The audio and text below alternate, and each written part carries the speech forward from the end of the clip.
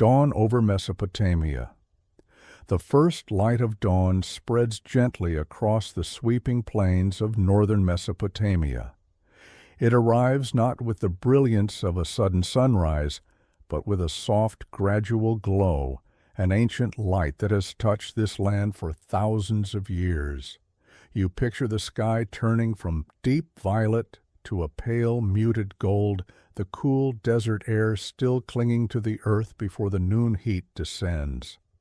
A faint breeze moves across the plain, whispering through the tall, dry grasses, carrying with it the smell of dust of distant rivers and the quiet anticipation of a world on the edge of transformation. In the silence, you imagine the plain, empty, just earth wind and the soft glow of the new morning. But soon shapes begin to emerge against the horizon, first the silhouettes of tents, then the soft outlines of men stirring. Campfires flicker back to life as soldiers rise preparing for the march. Horses whinny in the dimness, their breath forming pale clouds in the cool air.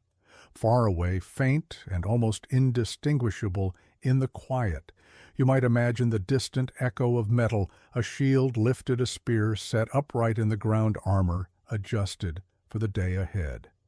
This is the land where gods and kings have walked, where empires have risen and fallen, and where the fate of the known world is about to hinge on the decisions of two men. The world of 331 B.C. is an ancient tapestry woven from countless threads, the old power of Persia, vast and majestic, and the rising fire of Macedonia, young, hungry, and brilliant.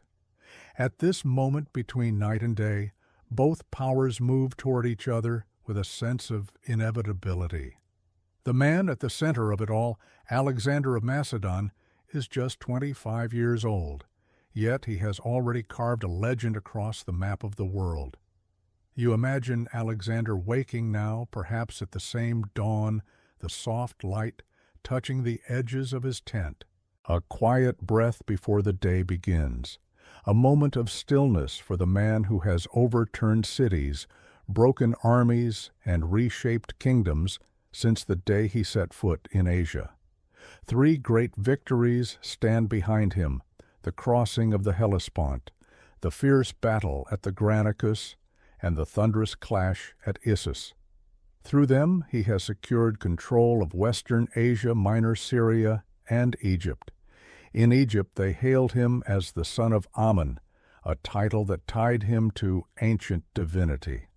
But for all his triumphs, for all the lands he has taken, the heart of Persia has not yet fallen.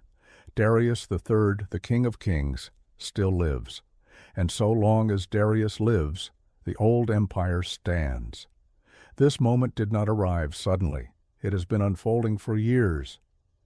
After Issus, where Darius fled in panic and left behind his own family, Alexander pushed down the Levantine coast, took Tyre, after a brutal siege marched into Egypt, and founded the city of Alexandria on a narrow strip of land between sea and desert. These were not mere conquests.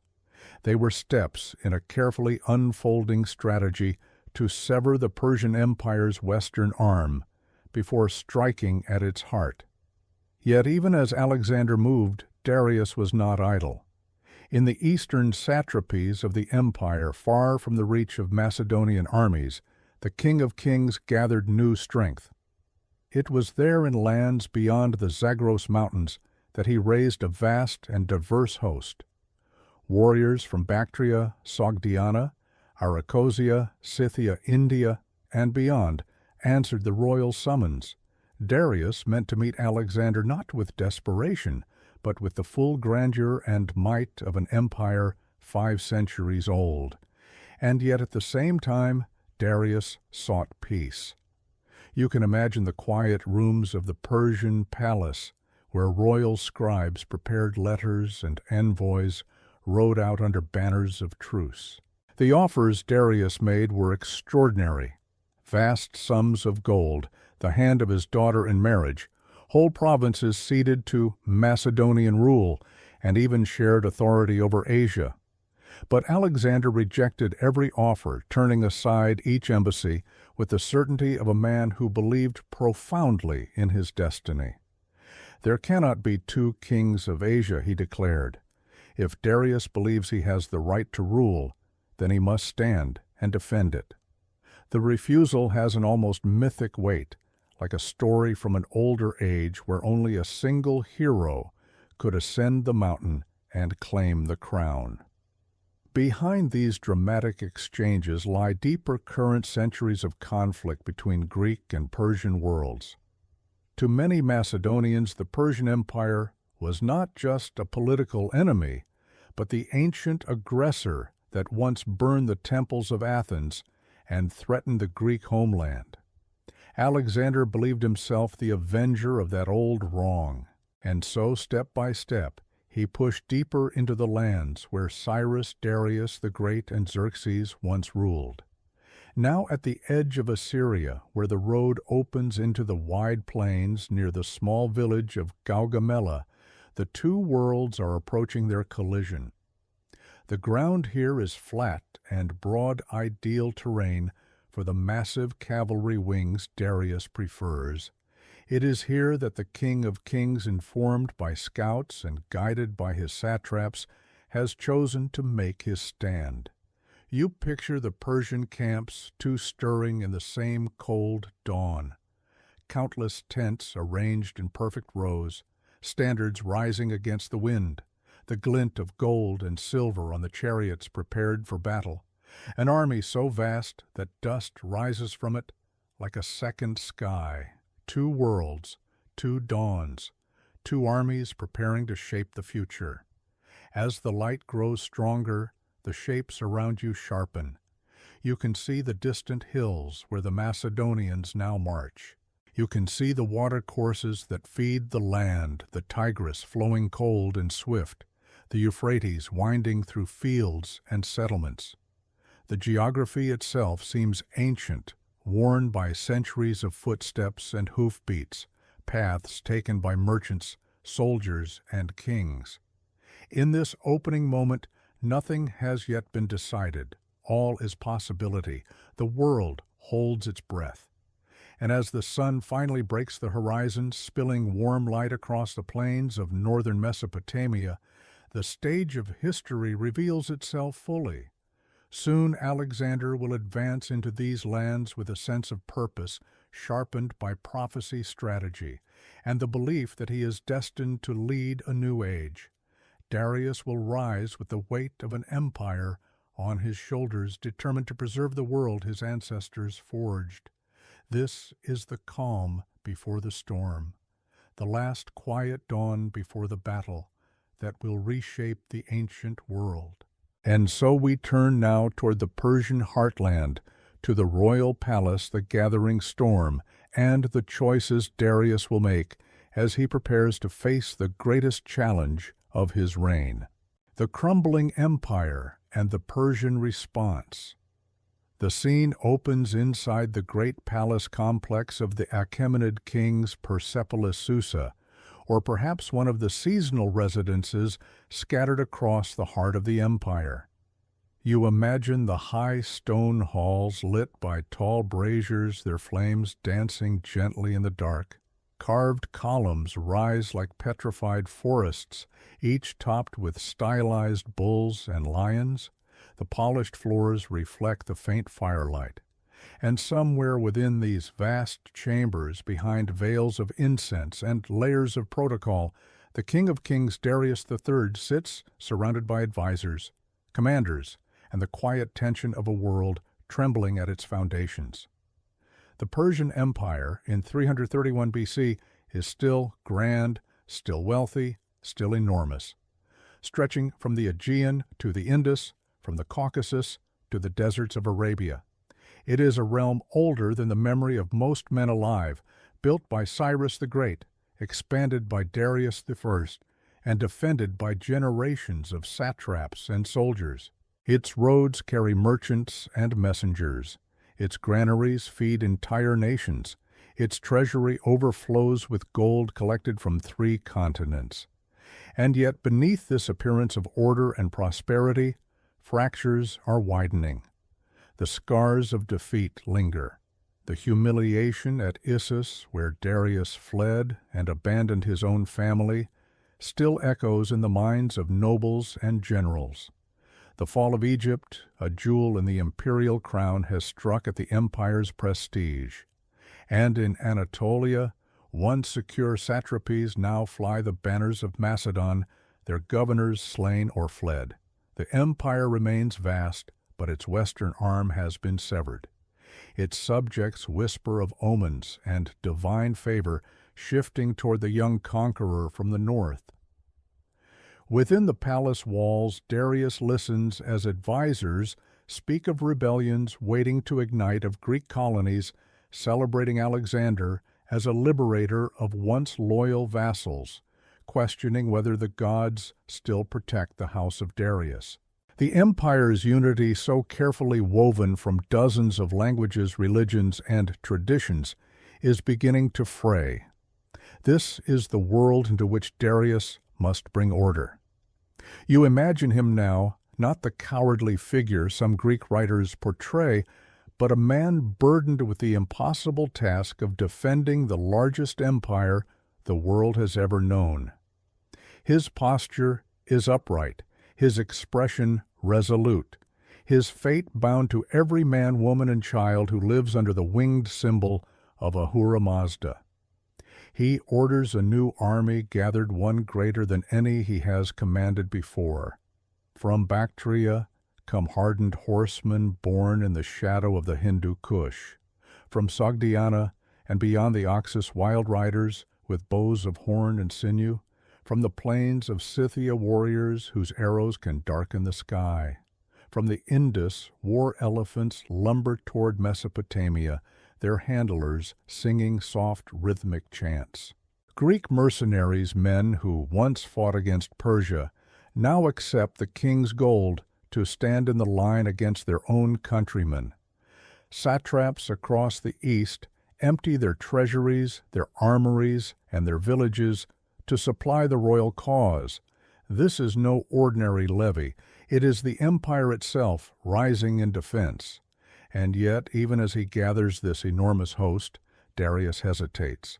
He seeks peace before death, before glory, before the madness of war spirals beyond control.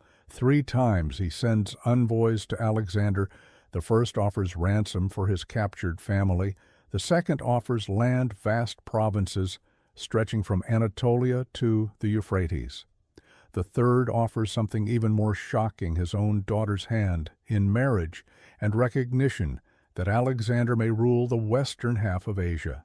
You picture the messengers arriving at the Macedonian camp, weary from long rides. You imagine them delivering their scrolls with the careful grace required before a king. And then you imagine Alexander, a young man with a destiny burning in his eyes, reading those offers and declining them with calm certainty. There cannot be 2 kings of Asia. If Darius has the right to rule, he must prove it on the battlefield. This refusal is not arrogance alone. It is strategy, identity, and legacy combined. Alexander sees himself as the avenger of the old Persian invasions of Greece.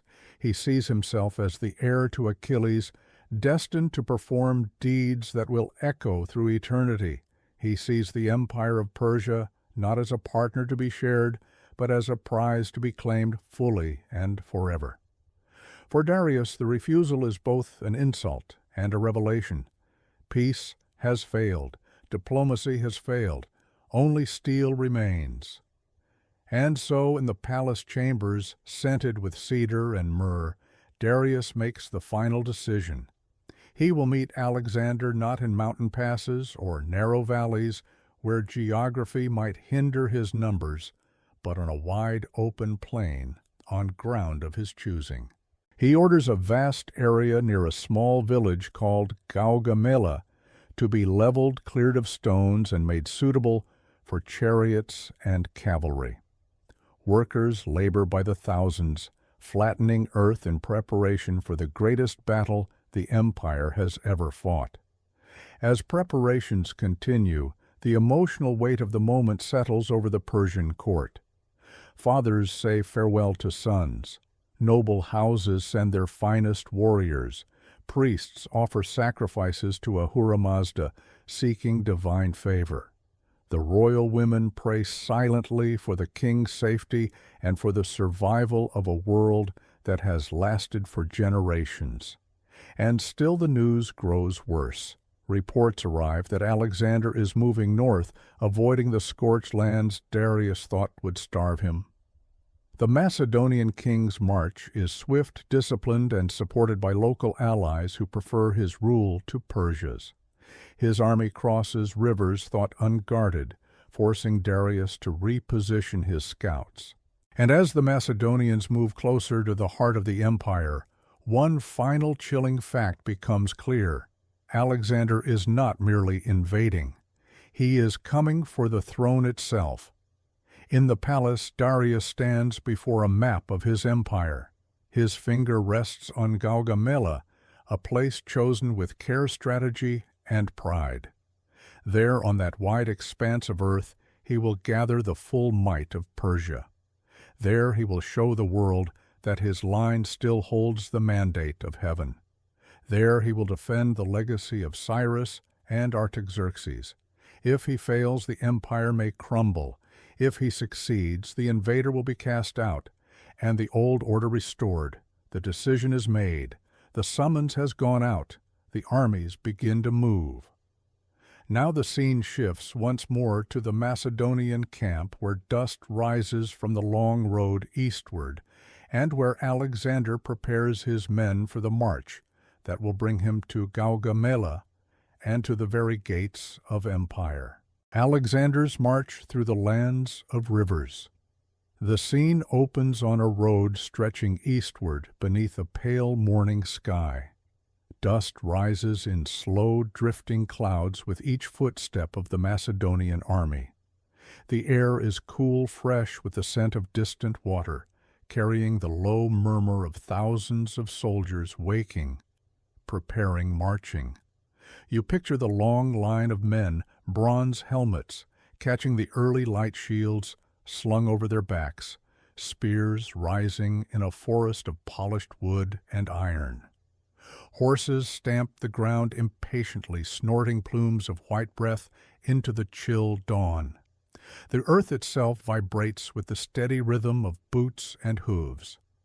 This is Alexander's army in motion, disciplined, relentless, and unified by a single purpose. They march behind a young king whose presence has grown into something more than mortal. Alexander rides among his men with quiet focus, his cloak rippling in the breeze, his eyes fixed on the horizon. He speaks little as he travels. His thoughts are already far ahead toward the plains of Assyria, toward the place where the empire of Persia waits for him, toward the destiny he believes the gods have laid out before him. The march to Gaugamela does not begin in triumph. It begins with strategy, calculation, and a deep understanding of the land. After securing Egypt and being hailed as the son of Ammon, Alexander moves northeast along the Levantine coast, across Syria, and through the lands that once formed the western edge of Persia's dominion. The desert stretches to the south, its pale sands shimmering beneath the sun. To the north lie green foothills and cooler valleys, and far ahead across hundreds of miles lie the twin arteries of Mesopotamia, the Euphrates and the Tigris. Darius expects Alexander to take the southern route along the Euphrates, a path choked with heat scarcity and the remnants of a scorched earth strategy designed to starve any invader. You imagine the Persian scouts riding swiftly across the plains, reporting that the land has been cleared of crops, that supplies have been burned, that villages have emptied. Darius believes the Macedonians will walk into exhaustion. But Alexander is not a man who follows the predicted road. Instead, he turns north away from the oppressive southern heat, away from the path Darius has prepared, and into higher, cooler lands where pastures still flourish and local farmers still offer grain. This decision is more than clever strategy. It is a demonstration of Alexander's uncanny ability to read the mind of his enemy. A silent understanding passes between him and his generals. By avoiding the trap, they preserve the strength of the army for the battle that truly matters. You imagine the Macedonian soldiers observing the change in terrain. As they march through northern Mesopotamia, the land becomes gentler fields of ripening grain, sway in the wind. Orchards line the roads, and streams cut through the earth in narrow ribbons of silver. Villagers watch the disciplined column pass, some stepping forward with offerings of food or water. The army moves through a living landscape, one that has sustained empires for millennia. Along the road, the campfires each night burn like scattered constellations across the dark earth. Soldiers gather around them to eat simple meals, bread, onions, roasted meat, and whisper of omens. They recall the victories at Issus and the Granicus. They speak of Darius's new army, rumored to be enormous beyond comprehension. They sharpen their spearheads and adjust the leather straps of their armor, knowing the greatest trial of their lives lies ahead. Alexander, meanwhile, moves among them, not as a distant king, but as a commander who shares their hardships. He walks through the camp at dusk, speaking quietly with his officers, examining the horses, reviewing the maps. His presence reassures the veterans and inspires the younger warriors.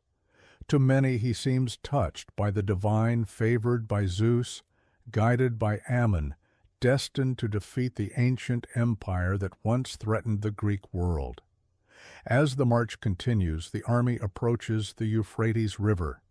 The waters flow broad and deep, shimmering beneath the blazing sun. The crossing is tense yet unopposed. The Persian forces under Mazaeus withdraw rather than risk an early battle. Macedonian engineers construct rafts and lash boats together to form makeshift bridges. You picture the river tugging at the ropes, the current swirling around the men as they push forward. The army moves with precision, a living machine driven by discipline and experience. Once across, the landscape shifts again. The soldiers enter the broad plains stretching toward the Tigris. It is here, nearing the second of the great rivers, that the army encounters a moment that lingers in ancient accounts, a celestial omen that stirs the soul of every man in the ranks. A lunar eclipse unfolds across the night sky. You imagine thousands of soldiers lifting their eyes as the moon darkens, swallowed by the shadow of the earth. The air cools. A hush falls over the camp. The usual crackle of fire and hum of conversation fade into a shared silence as the heavens themselves seem to tremble. For many ancient armies, such an event would bring fear. But Alexander calls upon his seers, who interpret the eclipse as the sign of Persia's downfall. The moon, they say, symbolizes the Persian Empire, now darkened and weakened before the rising sun of Macedon. The men take heart, their spirits lifted by the certainty that the gods walk with them. By dawn, the army moves again. The Tigris awaits them, its waters narrow, swift, and threatening. Mazaeus has again withdrawn, avoiding early confrontation. But the crossing remains perilous. Alexander orders the crossing at once, despite the danger. The soldiers wade into the current, bracing against the force of the water. Horses swim in place, nostrils flaring. Shields and spears glint beneath the sun as the men fight the river itself. It is a moment that tests the entire army, but they succeed. They'll reach the far bank exhausted, drenched yet unbroken. The land ahead slopes gently upward into the plains of Assyria. The march becomes easier once more, the horizon wide and open. Scouts return with reports Darius is near. His army is gathering. The battlefield has been chosen. Each step now carries a heavier weight. The soldiers feel it too, the shift in the air, the narrowing distance between them and the world's greatest empire.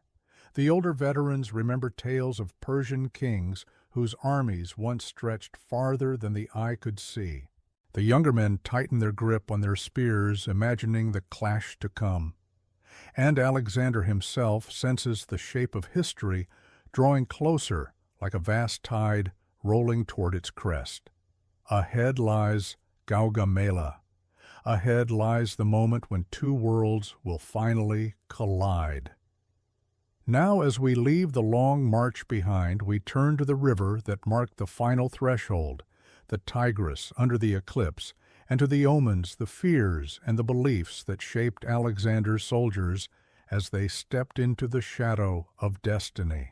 Omens in the sky, the crossing of the Tigris.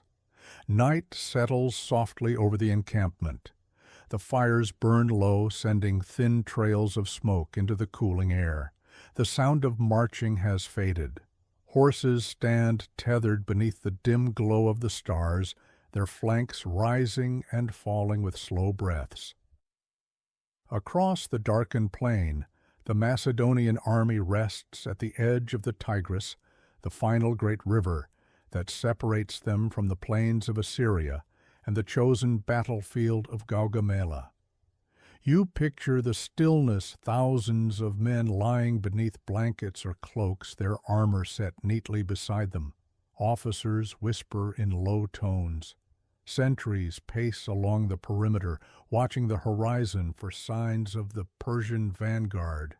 The river murmurs nearby, its current swift, relentless.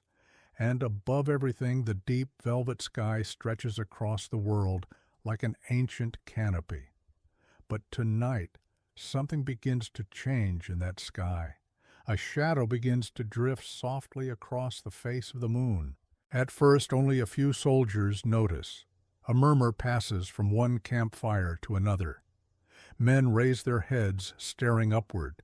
The moon, bright and familiar, seems to dim, its silver light fading as if swallowed by an unseen force. Alexander's seers are summoned. Officers gather. A quiet tension spreads like a ripple across the sleeping camp. You imagine the hush that follows the sudden stillness, the way thousands of men fix their eyes on the heavens. The lunar eclipse reaches totality. Darkness covers the moon. In an age when celestial events were believed to be messages from the divine, this moment strikes every man with eerie weight. Some whisper prayers in Greek, others whisper in Thracian, in Paeonian, in the tongues of the Balkan mountains. Superstitions stir. Old stories rise from memory, stories of God speaking through the sky of kings, rising and falling under the shifting moon. The eclipse becomes more than an event. It becomes an omen. The next morning, ancient historians tell us Alexander's seers interpreted the sign with unshakable confidence. The moon, they said, symbolized Persia. Its darkening foretold the fall of Darius and the dimming of the Achaemenid world. The sun, constant, unshaken, was Macedon. And so as dawn breaks across the Tigris, the soldiers rise with renewed conviction. Fear dissolves, the omen becomes armor. Alexander accepts the interpretation without hesitation. He has lived his life surrounded by signs and prophecies.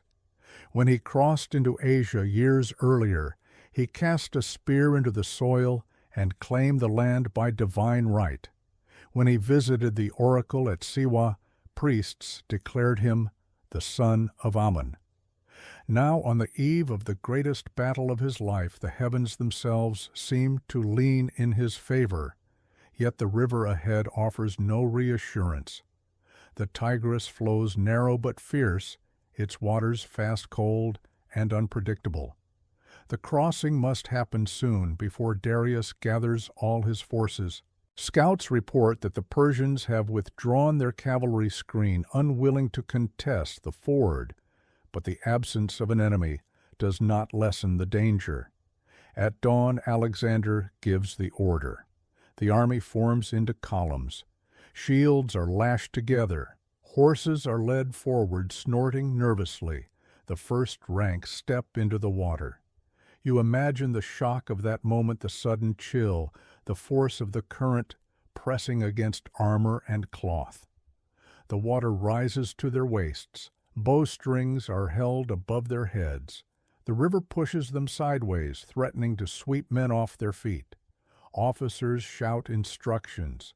Commanders on horseback ride along the bank, urging their soldiers to stay aligned, to hold steady. The companions cross beside their king.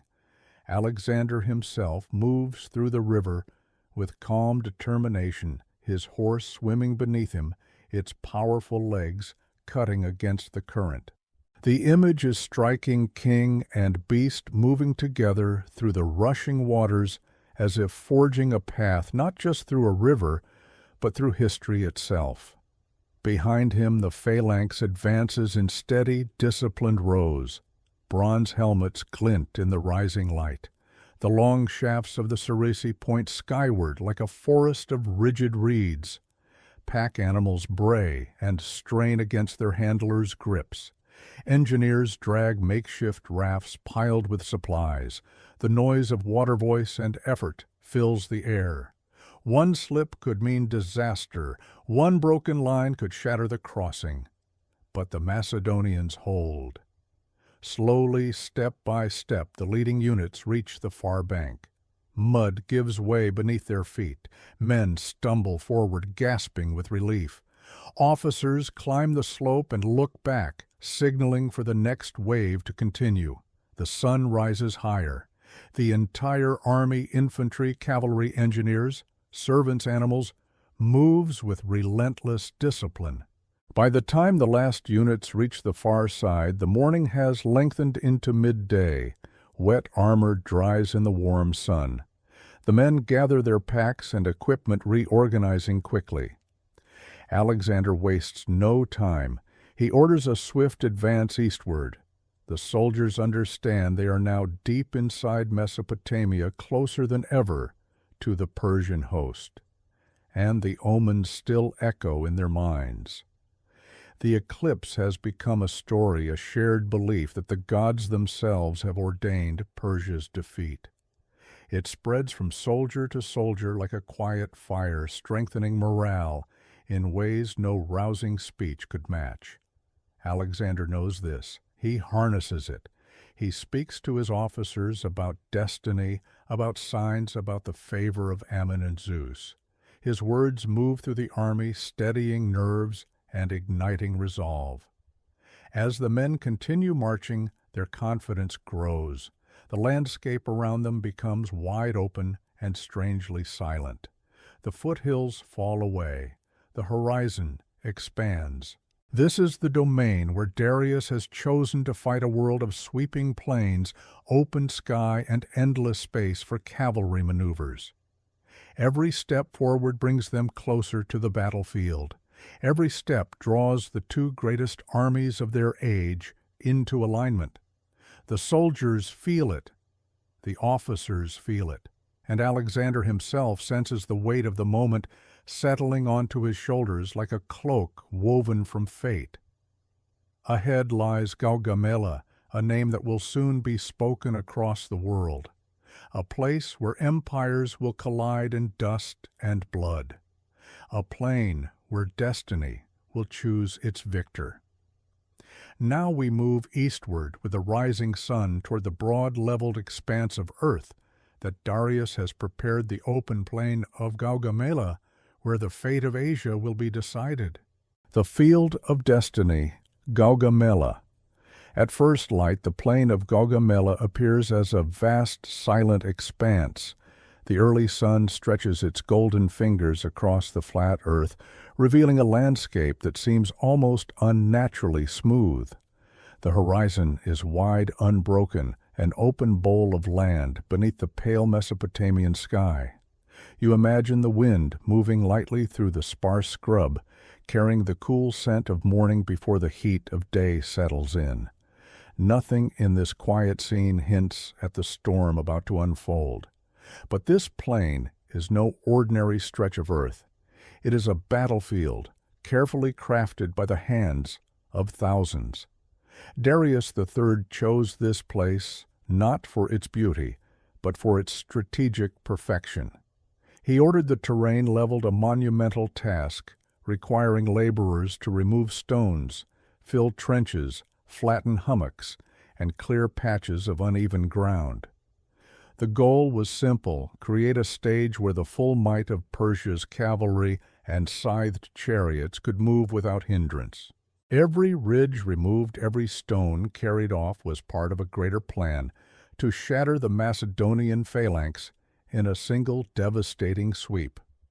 You picture the workers bent beneath the sun, sweating, toiling their tools, striking the hard ground again and again, overseers walking the rows, officers marking the terrain with wooden stakes, dust rising in great clouds as the plain is reshaped into the empire's final hope.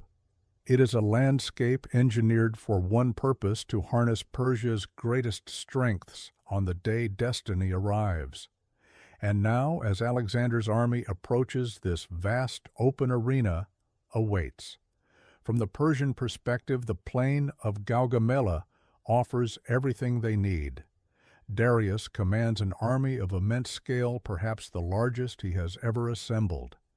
Horsemen from Bactria and Sogdiana, Scythian cavalry with bows of horn and bone, chariots fitted with 6-foot blades mounted on their wheels, war elephants from the eastern satrapies, thousands of infantry drawn from the empire's furthest reaches, and at the center a personal guard of elite warriors surrounding the King of Kings in his royal chariot.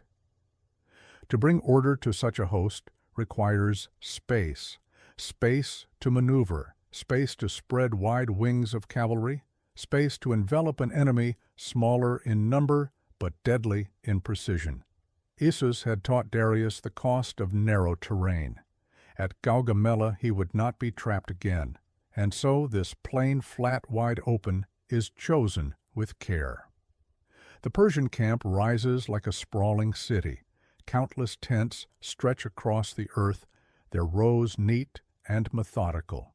Standards bearing royal symbols flutter in the wind. The chariots are arranged in gleaming lines. The elephants stand tethered in formation. Soldiers train in the open air, their movements stirring dust into the light. You imagine the sound, the rhythmic clatter of armor, the metallic ring of sharpened blades, the deep-throated calls of officers shouting commands across the ranks. The air itself vibrates with preparation. At the center of the camp, Darius stands upon a raised platform surveying his forces. He is dressed in regal garments woven with gold and bright colors, the embodiment of Persian kingship. Yet behind the grandeur lies a deep tension. Darius knows Alexander is approaching. He knows the Macedonian king has outmaneuvered him at every turn, from Issus to Egypt to the march through Mesopotamia. He knows that this battle is not merely a test of arms, but of legitimacy. Who rules Asia? Who controls the fate of the empire? Who has the favor of the heavens?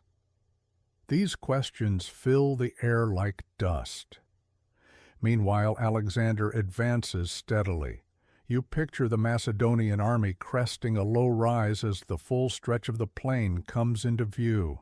Alexander halts his men, allowing them to take in the sight.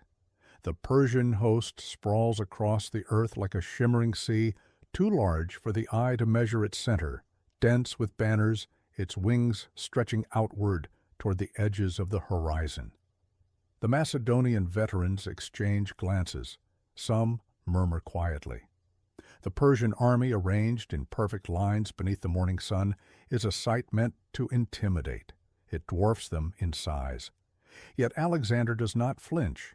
He studies the terrain with calm, methodical eyes. He sees the leveled ground, the chariot lanes, the wide flanks, the space designed to overwhelm him, but he also sees opportunity. Alexander understands battles not simply as contests of strength, but as living systems, places where movement, timing, morale, and terrain form a single fabric. He has studied the great wars of Greece. He has read Homer and believes his heroes still whisper through the ages. He knows how to shape chaos into victory. As he examines the plain, a plan begins to form in his mind. The Macedonian camp set at the edge of the battlefield becomes a hive of preparation. Officers move briskly. The phalanx assembles with practiced rhythm. The companion cavalry polish their weapons, check their mounts, whisper prayers to Zeus and Ammon. Engineers consult maps. Veterans sharpen spearheads. Musicians test the tones of their horns, which will carry commands across the battlefield. Alexander walks among them all. He stops beside the phalanx, offering a few calm words to the men who have fought beside him since the early days of his reign. He speaks with Hephaestion, his closest companion. He confers with Parmenion, the seasoned general whose experience tempers Alexander's youthful fire. He inspects the front lines of the cavalry, resting a hand on his horse's neck as sunlight glints off his polished armor. In this moment, quiet but charged, Alexander appears both mortal and mythic. His men watch him with unwavering trust. They have seen him lead charges that shattered enemy lines. They have seen him take wounds and rise again. They have seen the gods themselves through omens, victories, and strange fortune seem to guide his every step. Against the immense Persian host, they are not afraid. They are ready. As afternoon settles across the plain, the two armies remain separated by a distance neither side wishes to cross prematurely. The air shimmers with heat. Dust drifts lazily into the sky. Both sides know the battle will be fought at dawn. Alexander orders his men to rest, though few sleep. The Persian camp glows with thousands of torches, an unbroken chain of light across the horizon. In the Macedonian camp, the fires are fewer, the mood subdued. Alexander fears the bright Persian campfires may demoralize his men, so he orders the troops to remain calm, eat well, and rest deeply. When night finally descends, the earth grows still once more. In the darkness, the two armies breathe the same air, listen to the same wind, and wait beneath the same stars. Tomorrow, on this leveled plain, this engineered field of destiny, the fate of empires will be decided. Now the dawn draws near, and with it the full gathering of the Persian host, an army vast, diverse, and magnificent standing, ready beneath the rising sun to defend the legacy of centuries. The Persian host, an empire gathered for war. Dawn rises over the plain of Gaugamela, like a veil lifting from the world. Pale light spills across the horizon, touching the edges of the Persian encampment. First, the tents arranged in endless grids, the banners stirring in the gentle morning wind, the shapes of soldiers beginning to move in the dimness. Smoke from the early cooking fires drifts upward, thin and blue, softening the jagged silhouettes of spears and shields. The world feels hushed, suspended in a moment between expectation and destiny. As the first rays of sunlight fall fully across the plain, the Persian host awakens. It is not merely an army, it is the empire itself, gathered in one place. You imagine the waves of noise rising slowly, the clatter of armor being fastened, the snort of horses being saddled, the barked orders of officers rallying their units. The Persian soldiers stand from thousands of tents, men from every corner of the Achaemenid world, their faces, languages, and customs reflecting the staggering diversity of an empire that spans continents. Their presence here forms a living map of Persia's reach. Along the front ranks stand the elite of the empire. The royal guard descendants of the immortals move with disciplined precision, their ranks marked by gold ornaments and patterned tunics. Their spears gleam in the morning light, their shields painted with ancient symbols of kingship. These are the men who will stand closest to the King of Kings, the final bulwark between Darius and death. Nearby, the Persian cavalry prepares for the day's battle. These riders are the pride of the empire noblemen, who have been trained since childhood to fight from horseback. Their armor shines with embossed patterns, their horses adorned with colorful cloth and jingling harness bells. The cavalry from Bactria gathers in fierce, disciplined lines, their mounts bred for speed and endurance. From the distant east come the Sogdian and Arachosian riders, gripping long spears and elliptical shields. Still more formidable riders approach the Scythians. Their horses prance restlessly, steam rising from their nostrils in the morning chill. Each Scythian carries a bow of horn and sinew, short and curved, capable of firing arrows with deadly force even from horseback. They ride without saddles, their legs gripping the horses with natural ease. These are warriors born of the steppes, men who live in motion, who sleep under open skies, who fight with a grace that seems almost instinctive. The air thickens with the smell of horses, sweat, leather, and oil. In the space between the cavalry wings, a darker, heavier line forms Persian infantry and Greek mercenaries.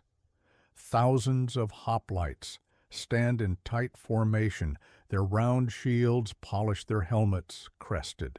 They have come not out of loyalty but opportunity. The King of Kings has paid them generously to wield their discipline and Greek phalanx tactics against Alexander himself. Their presence is a bitter irony, Greeks facing Greeks in the heart of Mesopotamia. Behind them, other infantry units assemble the troops from Babylon with their long shields and spears, the Median archers with quivers brimming with arrows, the light infantry of Syria and Armenia, fleet-footed and skilled in skirmishing, the Indian infantry bearing towering bows of bamboo. And then come the war chariots. One by one, teams of horses pull the scythed chariots into position. The blades, sharp curved and deadly, extend from the wheels like giant wings. Their polished metal edges catch the sunlight and gleam with cold menace. The drivers grip their reins tightly, their knuckles white. They know these machines are meant to cut through the Macedonian phalanx, to tear open lines, to sow terror. The numbers are staggering, nearly 200 scythed chariots arranged in neat, gleaming rows. But even these are not the final marvels of the Persian host. At the center rear, towering shapes shift in the pale light. The war elephants, each stands massive and solemn, their gray forms draped in protective cloth, embroidered with ancient patterns. Their handlers speak to them in calming tones, tapping their legs with sticks, offering handfuls of fodder. These elephants come from India, distant and mystical, to Persian eyes each capable of crushing men underfoot or sweeping enemy ranks aside with a single swing of the trunk. Their presence is meant not only to kill, but to terrify. And still the Persian host continues to gather.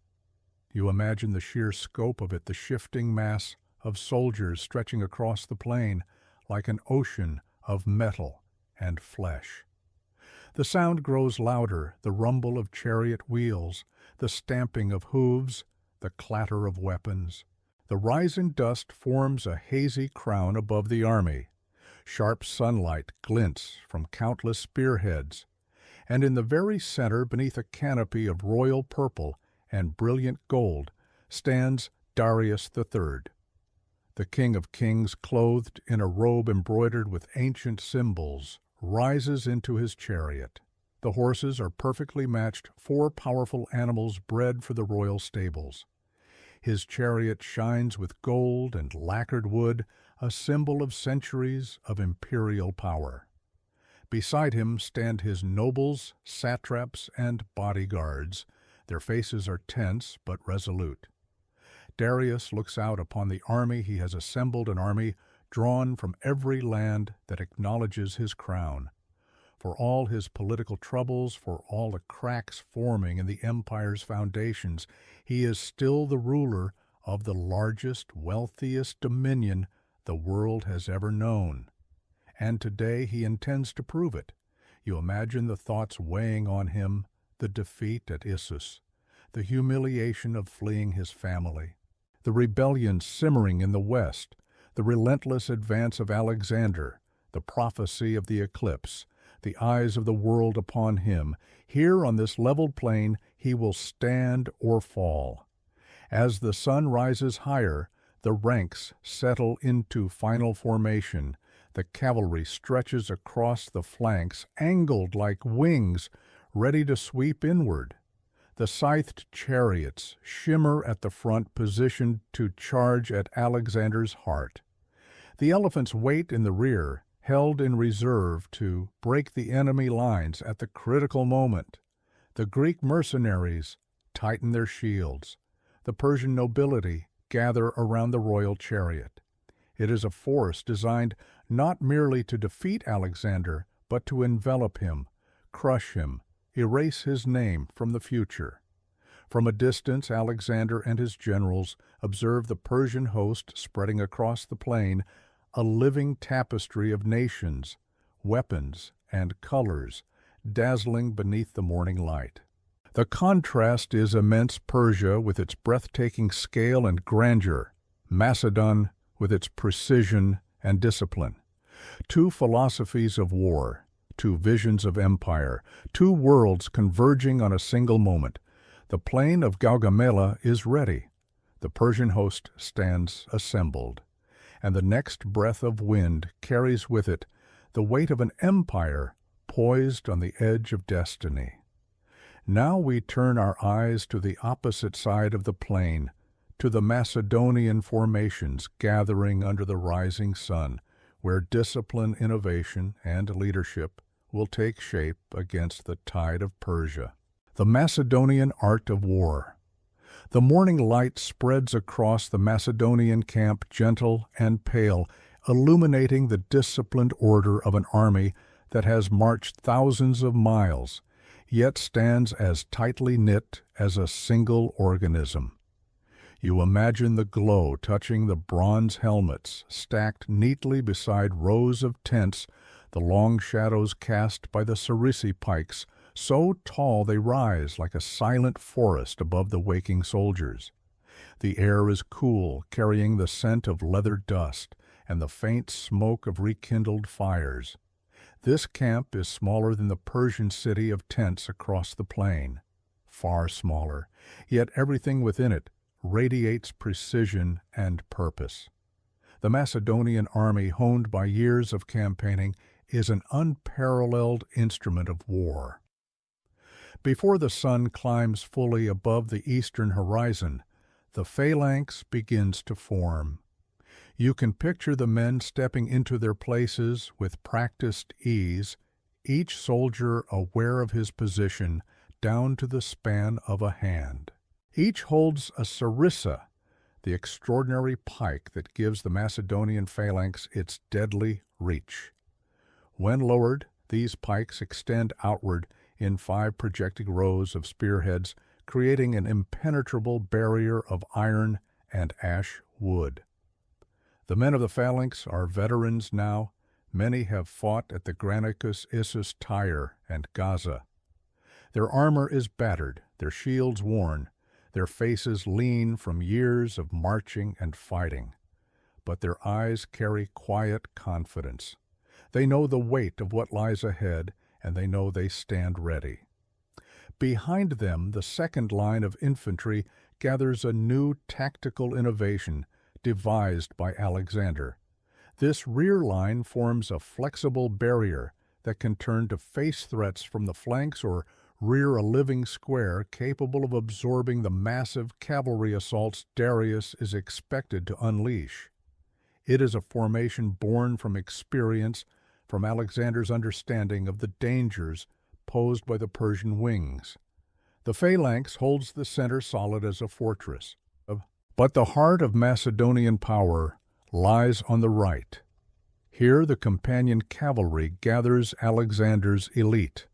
Their armor gleams softly in the rising sun, adorned with white plumes and gilded edges. Their horses are powerful and restless, trained not only for speed but for impact charging in tight formation with devastating effect. Each companion rider carries a Xyston, an 8-foot thrusting spear, and wears a breastplate polished to a faint shine. The companions are more than cavalry. They are Alexander's instrument of decision, his blade of lightning.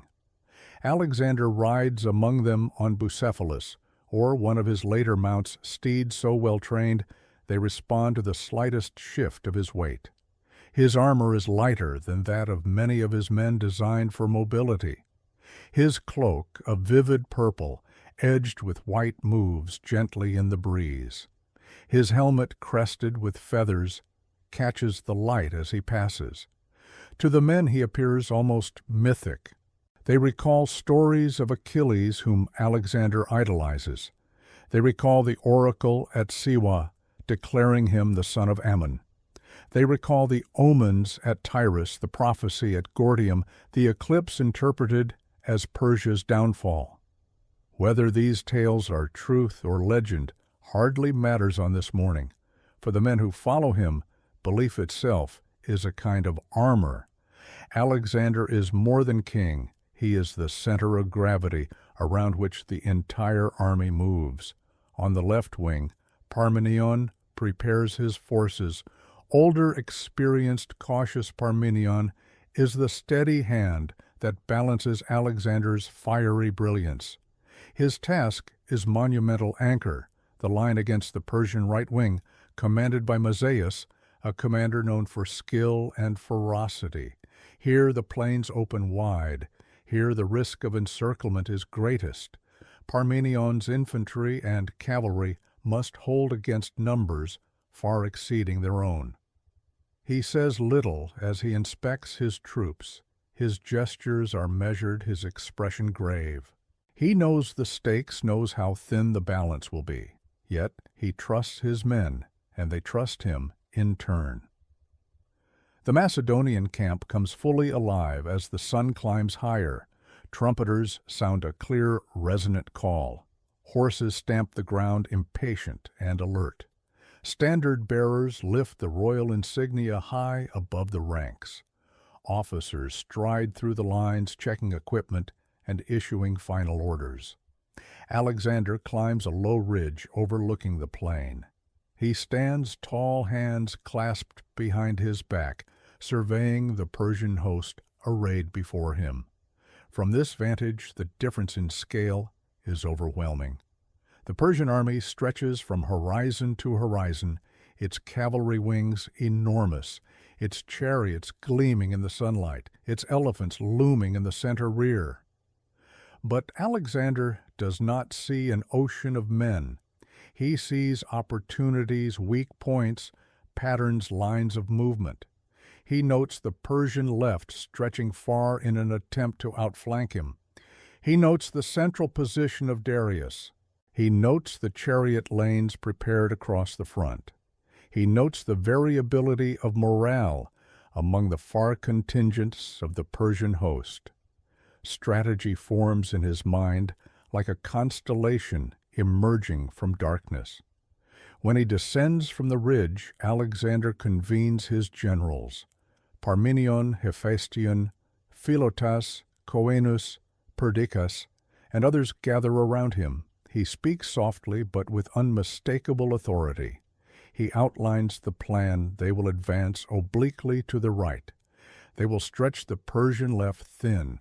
They will draw cavalry away from the center. They will create a gap.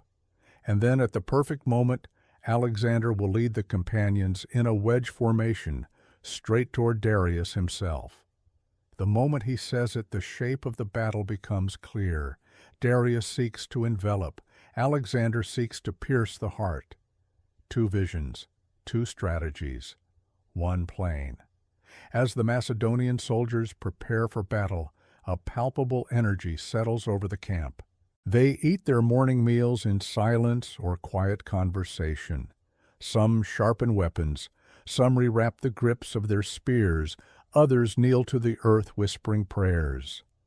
Alexander mounts his horse. He rides through the ranks one last time, not with a grand speech, but with a quiet presence that steadies every heart. He nods to familiar faces, clasps the arms of veteran captains, lays a hand on the shoulders of young soldiers fighting their first great battle. It is enough. The men shift their shields, adjust their grips on their pikes, settle into formation. The moment approaches. The Macedonian army, compact, disciplined, and razor-sharp, forms its lines opposite the Persian host, a single bright flame against a vast sea of soldiers. Two armies now stand ready. The plain of Gaugamela is the stage, the rising sun is the curtain, and history is about to breathe in sharply, waiting for the first move. Now, with both armies set under the morning sun, the first movements of the battle begin, the cautious steps, the probing maneuvers, and the moment when Alexander draws the Persian left into motion. The first movements of battle. The early light of morning spreads gently across the leveled plain at Gaugamela. A thin veil of dust hangs in the still air, stirred only by the shifting formations of two armies poised for battle. The earth beneath them is cool. The horizon glows with soft gold. And for a heartbeat the world seems impossibly calm, as if time itself pauses before the clash of empires. Then, in the Macedonian ranks, a signal horn cuts through the silence. Its deep, resonant note rolls across the plain like the opening chord of an ancient symphony. Alexander, mounted at the head of the companion cavalry, lowers his arm. The Macedonian army begins to move, but it does not march straight forward. Instead, the entire line begins a slow, deliberate drift to the right. You imagine the perspective from above the Macedonian formation, compact, precise, angular shifting, steadily toward the edge of the leveled ground. Dust rises around their feet. The sun glints on their helmets and shields, painting them in a halo of morning light. Their movement is confident, practiced. This is no meandering slide, but a calculated maneuver one Alexander has spent long hours contemplating. It is the beginning of a complex dance on the open plain. Alexander knows the Persian host far outnumbers him. He knows Darius intends to envelop his smaller army with vast cavalry wings. But he also knows something deep about human nature and battlefield psychology.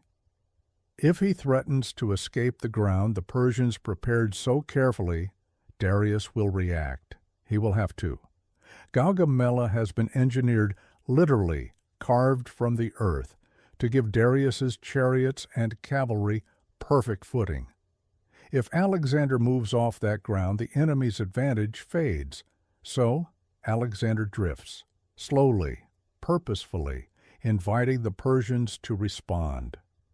On the opposite side of the battlefield, Darius watches the movement from his elevated royal chariot. His eyes narrow. His advisors murmur warnings. Dust rises from the Macedonian right as the companions extend the line, drifting farther and farther away from the carefully leveled center. If Alexander reaches rough or uneven terrain, the Persian chariots will be useless. The cavalry will risk breaking formation. The tactical balance will shift. Darius cannot allow this. With a raised hand, he gives the first order of the day. Across the Persian left wing, the Scythian cavalry begins to move. The Scythians, masters of the bow born of the steppe, gallop forward in sweeping arcs. Their horses kick up clouds of dust as they maneuver, attempting to intercept Alexander's rightward drift. You can imagine their voices rising in sharp cries, their bows flexing arrows nocked. They are fast, fluid, fearless. Their mission is simple: block Alexander's movement, push him back toward the center, prevent him from escaping the engineered killing field. But Alexander is expecting this. He signals to his own cavalry. The Paeonians and light horsemen move first, meeting the Scythians in skirmishing clashes, brief, sharp engagements of blood and dust. Javelins fly, arrows whistle, horses shriek, men shout in a dozen tongues. Alexander watches closely. He waits. He drifts farther still. The Persian reaction grows. More cavalry units move to reinforce their left. The great wing begins to stretch wider, extending like a tightening net, trying to catch the elusive Macedonian line. But as the Persian left stretches outward, it also thins. Gaps begin to form, not visible yet, but growing. Darius sees this. He feels a flicker of unease, yet he has no choice. If he refuses to counter Alexander's drift, the entire chariot plan collapses. So he commits more cavalry, more men, more strength. The left wing expands like a bowstring drawn too far. Meanwhile, the first serious clash erupts between the Persian and Macedonian horsemen. Dust swirls around the combatants. You imagine the chaotic rhythm of hooves pounding the earth, the sudden sparks of metal striking metal, the shouts of riders locked in close combat. Yet, even here amidst violence, Alexander remains composed.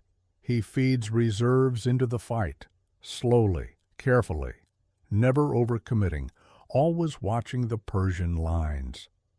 His goal is not to win this early cavalry battle outright. His goal is to draw more Persians out of place, and the Persian cavalry, urged by their commanders, continues to push forward, driven by confidence in numbers and the belief that they can trap and crush the Macedonian right. Still the Macedonian line drifts. Still the Persian wing stretches. Still the plan unfolds. To the center of the field, the Macedonian phalanx advances in steady, disciplined steps. Their sarissæ remain angled slightly upward, not yet lowered for impact. They march with unwavering calm, their bronze armor clinking in soft, rhythmic unison. The soldiers can see the chariots waiting ahead. They can feel the rumble of hooves to their right. Yet their formation holds. Behind them, the 2nd Infantry line keeps pace. These men know they may have to turn and face threats from the flanks or the rear. Their presence is a constant reminder that Alexander has prepared for every possibility. And as the infantry advances, Alexander continues to pull the Persian left farther and farther from the center. It is as if he is holding a thread tied to the heart of the Persian army. And with each drift, each clash, each feint he pulls. From Darius's vantage point, the battle now appears unstable. His left wing is deeply engaged. His cavalry commanders send urgent messengers, more men. They are slipping past us on the right. The Macedonian drift appears dangerous, perhaps disastrous, if left unanswered. So Darius gives the order, reinforce the left. Call more cavalry. Stop Alexander's movement at all costs. And with that order, the Persian left grows even more massive and even more vulnerable. Because each new unit sent to counter Alexander leaves a widening gap between the Persian left and center. Alexander sees it. He has been waiting for it. The first thread of opportunity begins to shimmer. But the moment is not yet right. The early phase of the battle continues with swirling engagements along the flank. The Scythians push hard, trying to roll up the Macedonian line. Alexander counters with the Thessalian cavalry in support their disciplined movements, slowing the Scythian momentum. Dust rises so thick it forms a haze over the battlefield. The sun grows hotter. Horses foam at the mouth. Men strain against the chaos of combat. And still beneath the dust and noise the pattern holds, Alexander drifts. The Persians follow.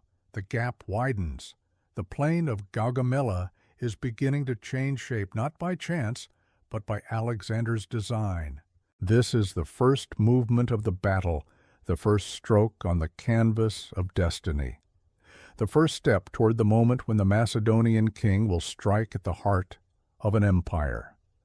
Now, as dust swirls across the plain and the Persian left stretches dangerously thin, another threat rushes forward.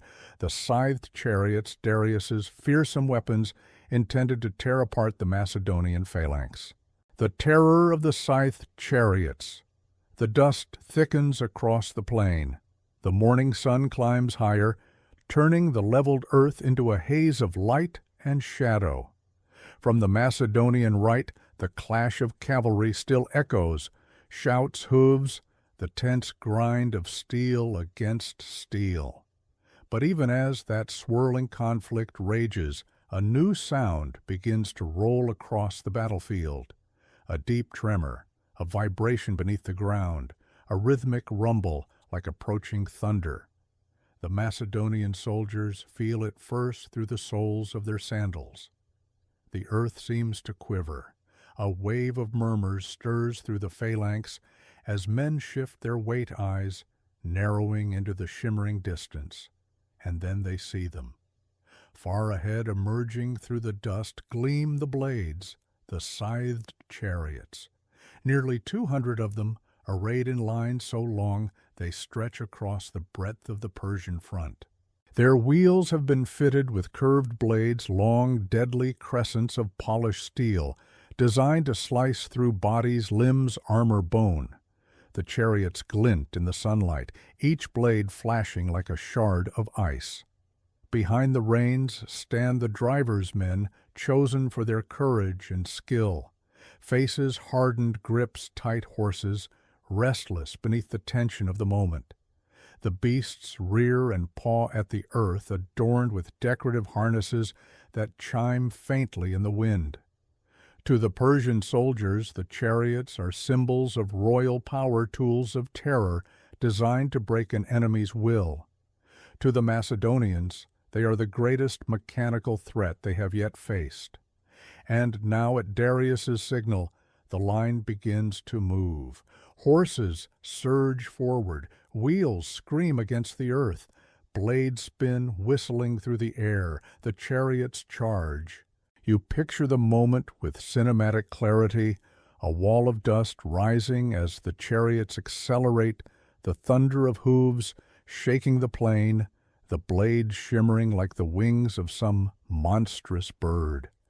The ground itself seems to tremble beneath their advance.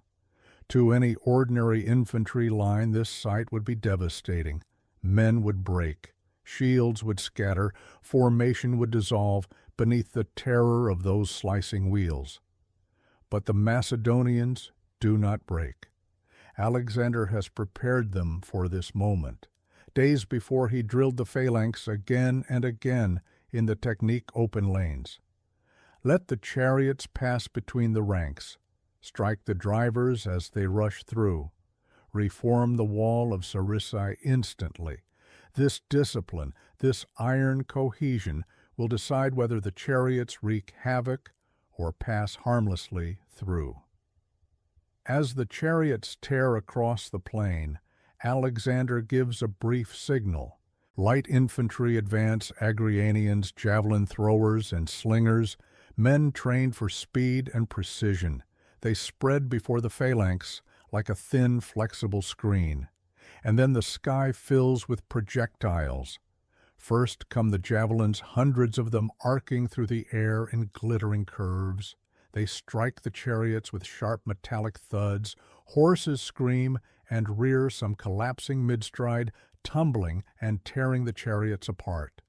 Drivers' false shields, splinter reins, fly loose.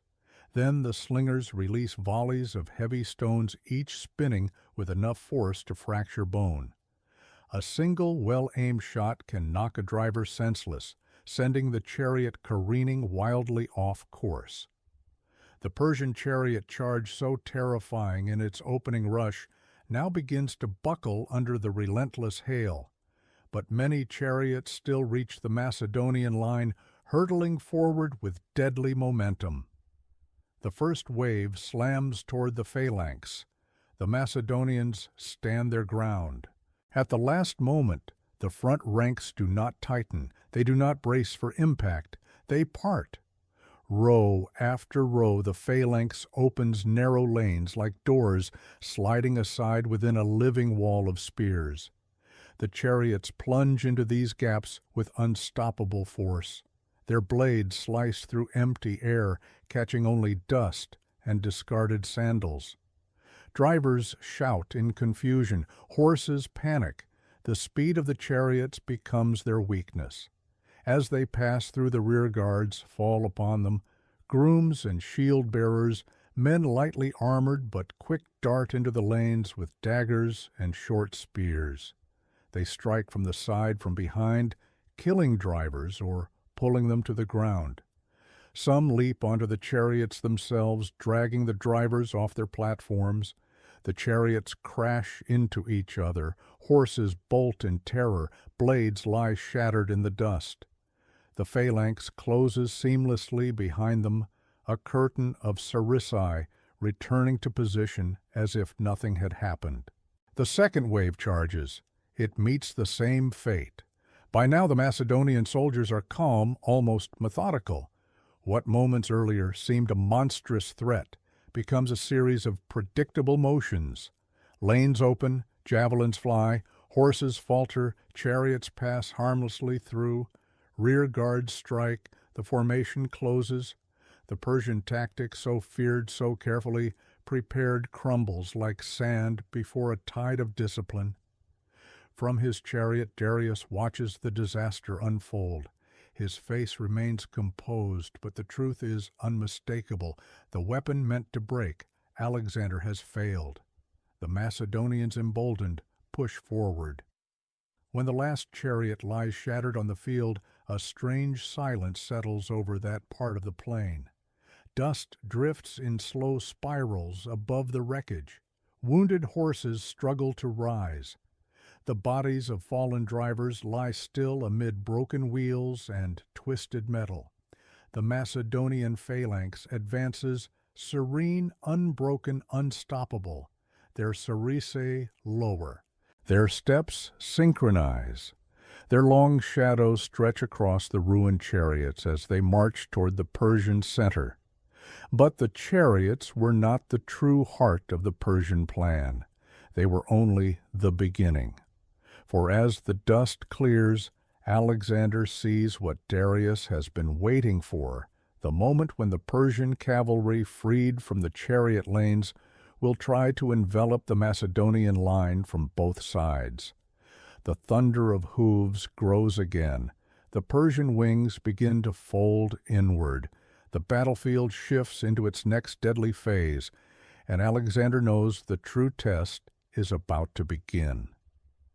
Now, as the Persian cavalry surges and the battlefield bends under the weight of its movements, a gap begins to open in the Persian line, a narrow, fleeting tear in the fabric of the empire, and Alexander sees it, the wedge that split an empire. For a moment after the final chariot lies broken and silent upon the earth, there is a lull, a deep breath drawn across the plain. Dust drifts in wide shimmering veils. The sun climbs higher, casting a white glare across the leveled battlefield. Macedonian shields glint. Persian banners ripple. The tension hums in the air like a taut string, ready to snap. And then the thunder begins again. The Persian cavalry, freed from the chaos of the chariot lanes, surges forward. From the far left of the Persian line, the Scythians push hard against the Macedonian right, driving toward Alexander's flank. From the center left, Bactrian and Median riders gallop in wild arcs, attempting to slip behind the Macedonian formation. The sheer number of hoofbeats becomes a rolling wave of sound, swallowing the battlefield in its pounding rhythm. It is here, in this swirling chaos of horse and dust and iron, that the shape of the battle begins to twist. The Persian left wing, pulled ever wider by Alexander's earlier drift stretches, thin, far thinner than Darius realizes. Lines begin to blur, formations falter. And in this shifting fabric of the Persian host, a gap opens. A narrow gap, a fleeting gap, but a gap nonetheless. Alexander sees it instantly. From his position on the right, Alexander straightens in the saddle. His eyes sharpen.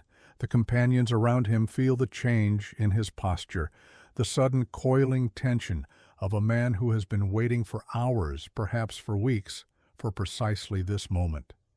Before him lies the opening he has engineered, between the Persian left, now dragged miles wider than intended, and the Persian center, still anchored around the royal chariot. There lies a widening seam, a fissure in the empire's shield. Most commanders would miss it. Most would see only dust and chaos. But Alexander sees the future. He raises his arm, a single signal. The companions lower their zistons. The phalanx tightens behind him. Alexander forms his men into a massive angled wedge, a living spear point of cavalry and elite infantry, and then with a shout that cuts through the battlefield like a bolt of lightning, he charges. The wedge moves as one horse is lunging forward, hooves pounding like thunder against the earth. Alexander rides at the very tip of the formation, his plumes streaming in the wind, his spear leveled toward the heart of the Persian center. The companions drive into the opening with terrifying force. To the Persians, the sight is surreal, a brilliant, fast-moving triangle of iron and flesh slicing through the shifting dust. Rear guards fall. Flank units stretched thin reel backward. Archers scramble. Light infantry scatter. The precise geometry of Alexander's wedge overwhelms the unstable gap, punching deep into the loosened Persian line like a spearhead tearing through silk. The Bactrian cavalry attempts to swing inward to close the breach, but they arrive seconds too late. Momentum is on Alexander's side. What follows is a moment suspended in ancient history, a moment described by every historian of the age, a moment the world would remember long after the battle itself faded into legend. Alexander drives his wedge straight toward the royal chariot. He is not trying to break the Persian army. He is trying to break its heart.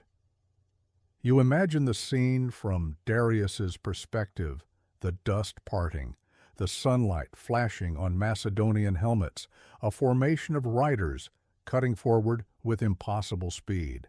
Alexander at the point of the charge, unmistakable, unstoppable.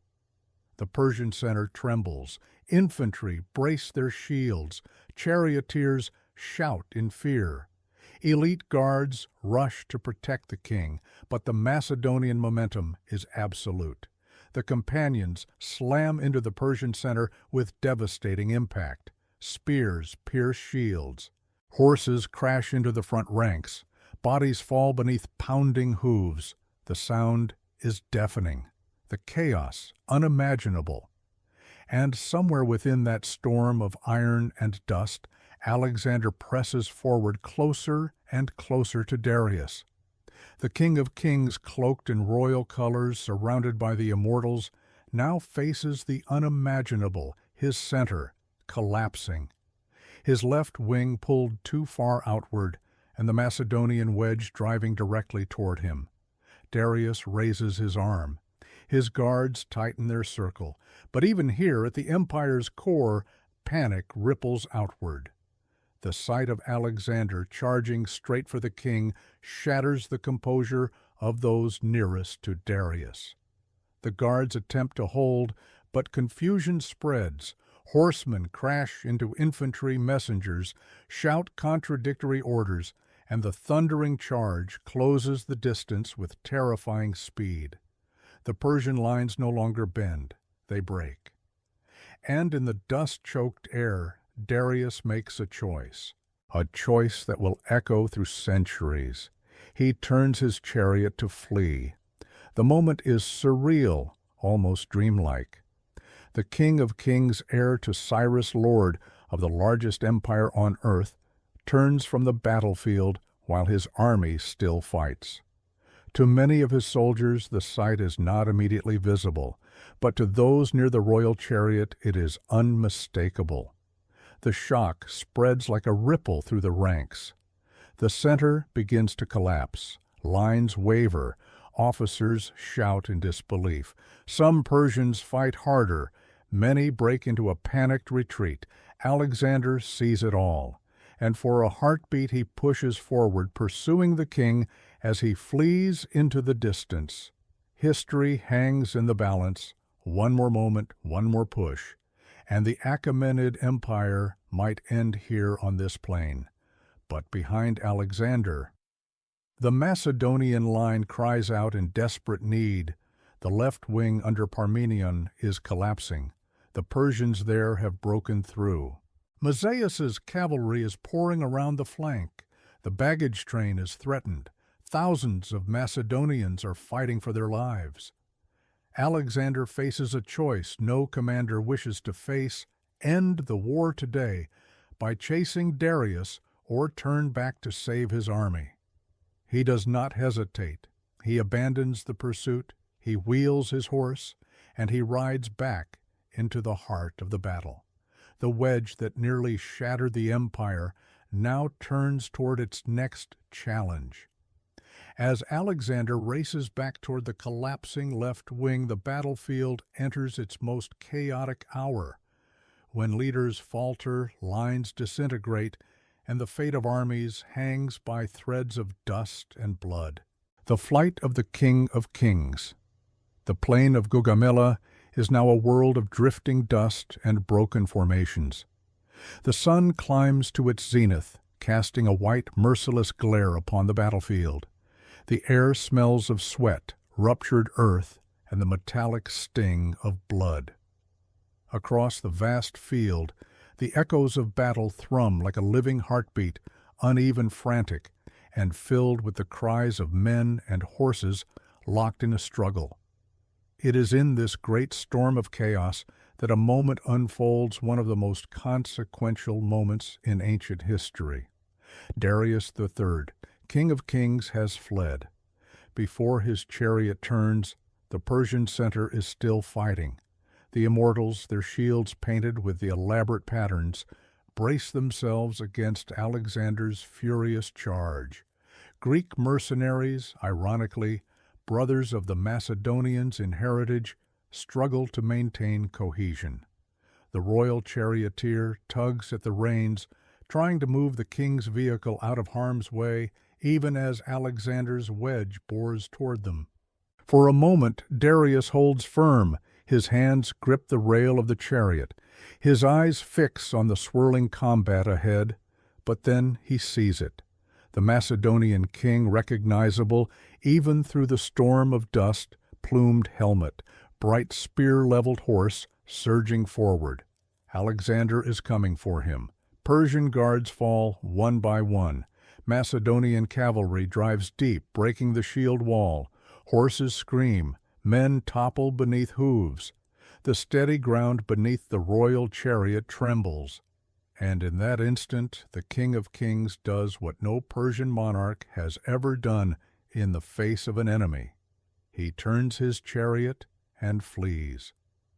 You can imagine the moment from within the chariot itself, the violent jolt as the horses leap forward, the sun flashing across Darius's robes, the wheels bouncing over ruts and bodies, the guards scrambling to follow, the immortals shouting in confusion as their king disappears behind them. To those closest to him, the act is unmistakable, and for a brief, suspended moment, disbelief holds the line. The king has left us. It is only seconds before the truth spreads, but once it does, it spreads like fire through dry grass. Among the Persian ranks, ripples of shock break the battle rhythm. Officers shout contradictory commands. Infantry that had stood firm now falter, glancing back toward the retreating royal banner. Even the bravest begin to feel the cold pull of uncertainty. An army can fight without food. It can fight without rest, but it cannot fight without belief. And belief is the first casualty of the king's flight. Meanwhile, Alexander sees the royal chariot fleeing into the distance, and the impulse to pursue is immediate, instinctive. He spurs his horse forward, his companions following hard behind him. For a moment, the course of history hangs on the next decision. If Alexander catches Darius here on this plain, the war ends in a single morning. No pursuit into the east, no years of rebellion, no desperate stand in Bactria. One thrust of a spear, and the empire of the Achaemenids ends. But then a messenger rides toward Alexander at full gallop. His face is streaked with dust. His eyes are wide with urgency. He is shouting even before he reaches the king. Parmenion is in peril. Far on the Macedonian left, the situation is dire. Mazaeus, commanding the Persian right wing, has launched a massive assault against Parmenion's line.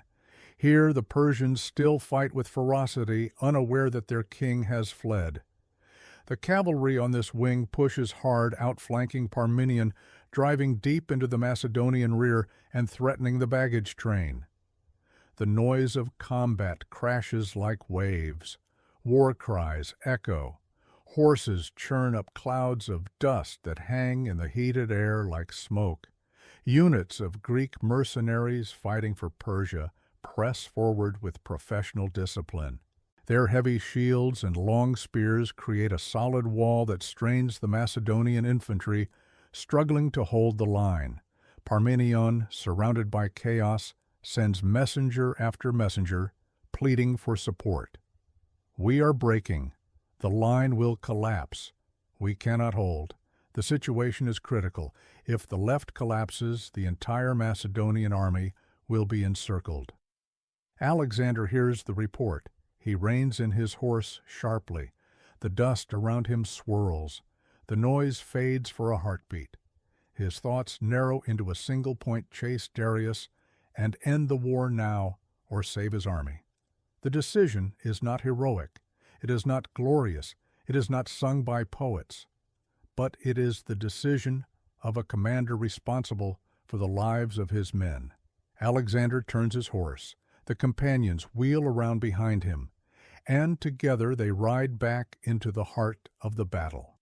What follows is one of the most chaotic intervals of the day. The companions gallop toward Parmenion's beleaguered wing, cutting across the battlefield in a surge of speed and thunder. They crash into the Persian cavalry from the side, shifting the momentum instantly. Horses collide, swords flash, riders fall.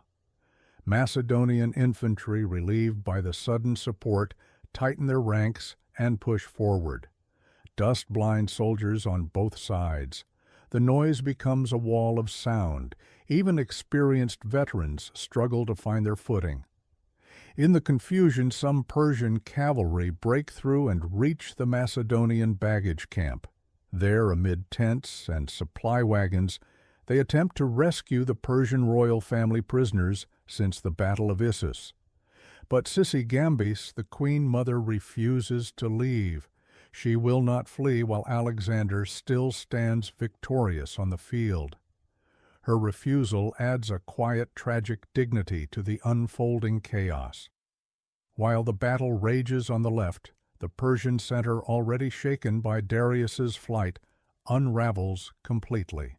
Units dissolve. Soldiers scatter in all directions. Some attempt to regroup.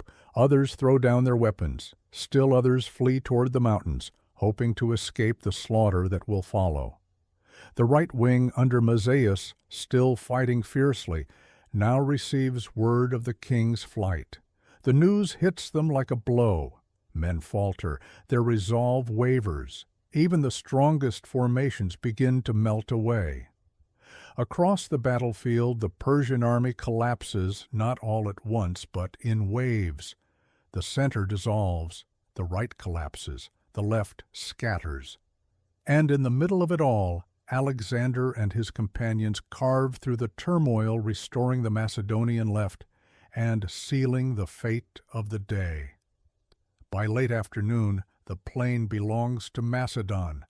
The Achaemenid Empire, 5 centuries old, has lost its greatest battle.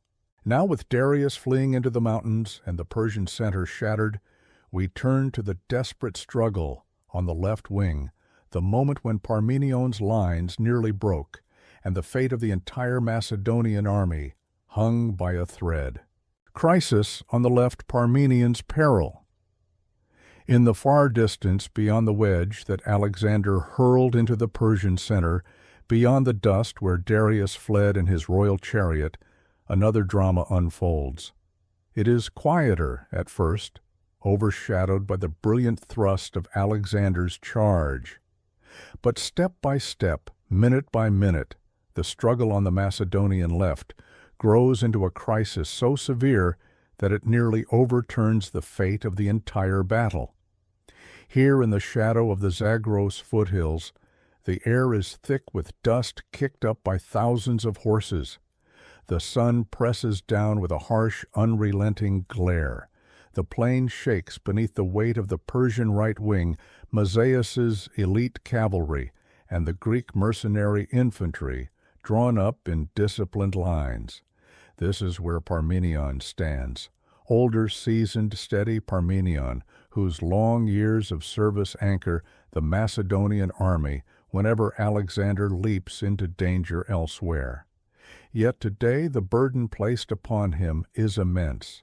The Persian right wing is enormous, far larger than anything Parmenion's troops have faced before.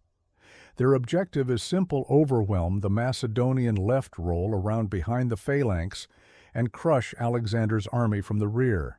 If they succeed, the entire left side collapses.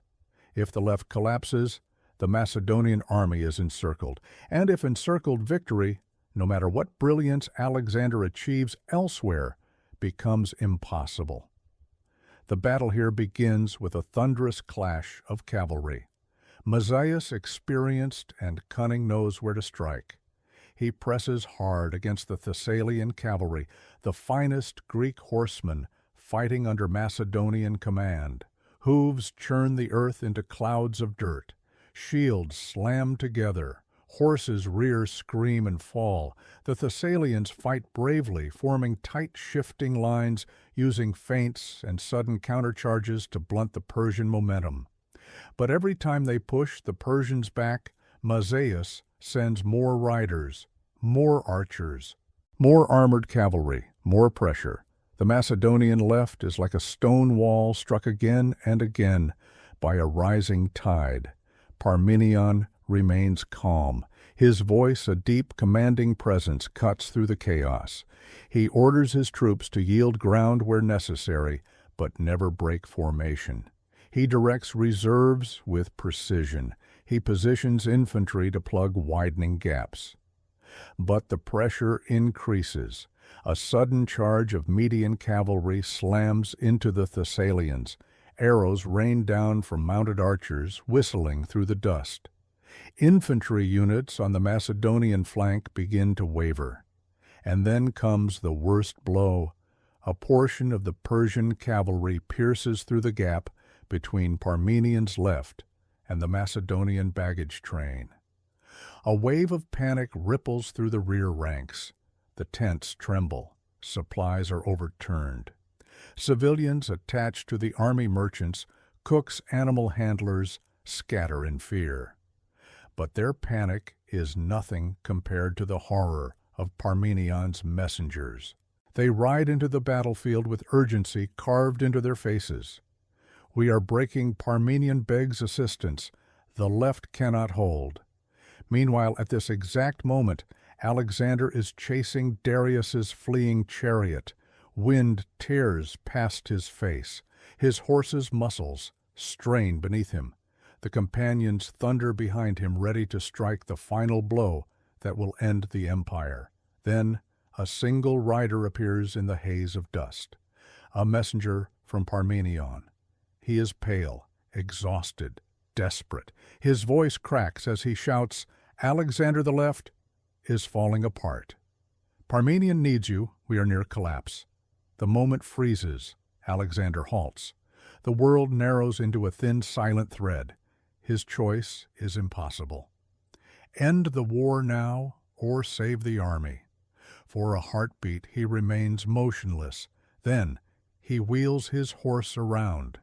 The chase ends. The pursuit of Darius ends. Destiny, paused for a single decision, shifts its course. Alexander rides back into the heart of the battle. What he returns to is chaos. The left wing is buckling. Macedonian infantry, though disciplined, are beginning to falter beneath the relentless Persian pressure. The Thessalian cavalry is exhausted, its horses foaming, its ranks thinning. In some places, Persian riders have penetrated so deeply into the Macedonian formation that the battlefield feels like a maze of crisscrossing combat, a confusion of shouting men, clashing weapons, and swirling dust. From the rear, Persian cavalry bursts into the baggage camp, attempting to rescue the Persian royal family. The camp erupts in screams. Guards rush forward, elephants tied nearby trumpet in distress. It is a scene on the very edge of collapse. And through this storm rides Alexander. He charges into the flank of a Persian unit with the force of a lightning bolt. Companions crash in behind him. Their spears strike with terrifying precision. The Persian formation pressed between the Thessalians and the returning companions buckles under the pressure. This is the moment Parmenion has been waiting for. He rallies his infantry. He orders a counter-push. The Thessalians, inspired by Alexander's arrival, surge forward with renewed strength. Together, Parmenion's exhausted forces and Alexander's fresh cavalry, they shove back the Persian right wing. The tide turns. The Persian cavalry, hearing rumors of Darius's flight, begins to waver, then to fall back, then to break entirely. Across the battlefield, the collapse becomes complete. Mazaeus flees toward Arbela. His riders scatter in all directions. The right wing dissolves. The Macedonians give chase, driving the Persians across the plains. Parmenion's line holds. The left is saved. The army is saved. And the battle, the greatest battle of Alexander's life, is effectively won. The crisis has passed. The danger is over. But the cost has been immense. The battlefield is a wasteland of broken bodies, shattered weapons, wounded horses, and drifting clouds of golden dust. The sun, now descending toward late afternoon, casts long, somber shadows across the plain. The Macedonian soldiers, exhausted but triumphant, stand under that fading light. And somewhere far to the east, already miles from the battlefield, Darius rides alone into the desert wind. His empire, though not yet dead, has lost its heart. Now, with the left secured and the Persian lines collapsing, we turn to a scene of chaos and human drama behind the Macedonian front, the desperate raid on the baggage train, and the haunting moment when the Persian Queen Mother faces a choice that reveals the moral contrast between two worlds. Chaos in the rear. The raid on the camp. The plain of Gaugamela is no longer a battlefield. It is a storm, a swirling, fractured world of dust clouds, galloping horses, retreating infantry, and the fading cries of men who no longer know whether they are attacking or fleeing. The sun hangs low in the west, now casting long, trembling shadows across the broken earth. And far behind the main Macedonian line, where tents flap in the wind, supply wagons stand overturned, and the air still carries the scent of morning fires, another struggle unfolds, one quieter, more intimate, one filled with fear, confusion, and a single moment of profound dignity. This is the raid on the Macedonian baggage camp. The Macedonian rear is normally a place of relative calm, a refuge for servants, cooks, animal handlers, traveling merchants, and the families of some officers. Here horses are tethered. Medical tents stand ready. Supplies are stacked in guarded rows. Among the people in this rear area is the Persian royal family captured at Issus years earlier. Sisygambis, the queen mother, Statera, the queen, 2 daughters still young. They live under Alexander's protection, treated with dignity and honor, despite their status as hostages. And so they wait behind the Macedonian army, surrounded by guards, but far from the direct lines of danger. But today, they are no longer safe. As Mazaeus's Persian cavalry overwhelms Parmenion's left wing, a determined unit of Persian and Indian horsemen breaks free. Instead of pressing the Macedonian flank, they ride hard for the rear.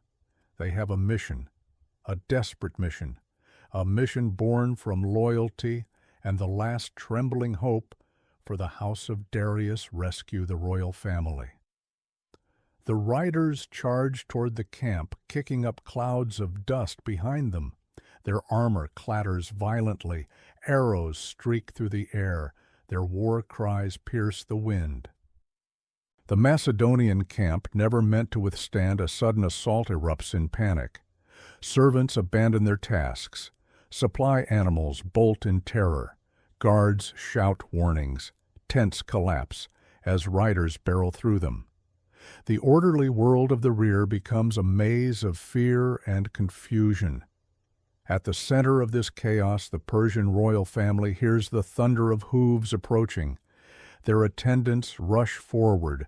Guards form a thin line. The earth itself seems to quake beneath the approaching riders.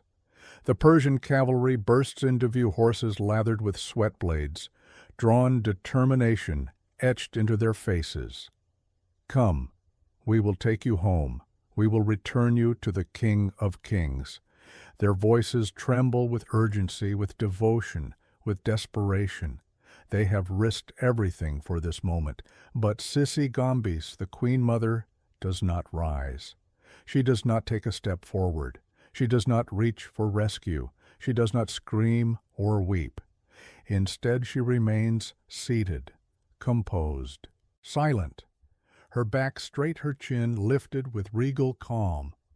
The Persian officers, still mounted, stare in disbelief. You must come. Quickly Darius has retreated. You must not remain here. But Sisygambis lowers her gaze, and then in a voice steady and filled with grave authority she answers, I shall not leave the man who is greater than Darius.